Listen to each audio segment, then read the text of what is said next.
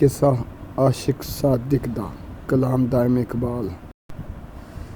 चढ़ के नजो दी उत्ते शाह हुसैन कया, अस्सलाम वालेकुम यार मजनू। अगों शाह हुसैन दे मुख वल्लों तार तार वेखे लगातार मजनू। कदी हथ जोड़े कदी पैर चुमे, किधरे करे सजदा नाल प्यार मजनू। सैयद आखिया पहचानिया तू नहीं मैनू, मुड़ मुड़ वेखना है बार बार मजनू। मैं फरजांदा हज़रत माई फातिमा दा, मेरा नाना है रसूल मुख्तार मजनू। बाप शेरे खुदा ते असन बाई, तैनू मिलन आया मैं यार मजनू। मैं हुसैन आ तेरा दुध बाई, साडी एक दाई पक्की है मैनू साड़ मजनू।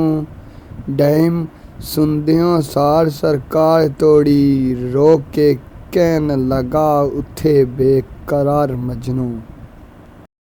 मजनू आखिया ज़ाहिर है आल शाह, इब्ने अली हुसैन ज़रूर है तू।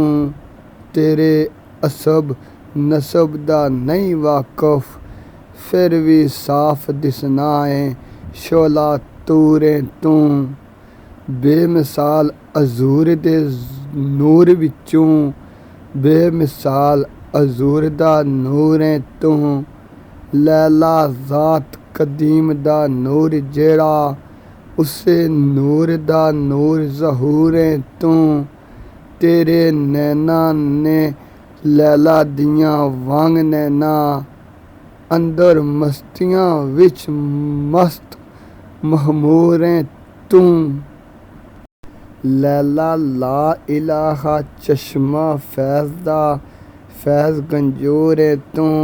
सुन के शाह ने क्या मरहबा यारा, पहुँच गया बड़ी दूर है तू।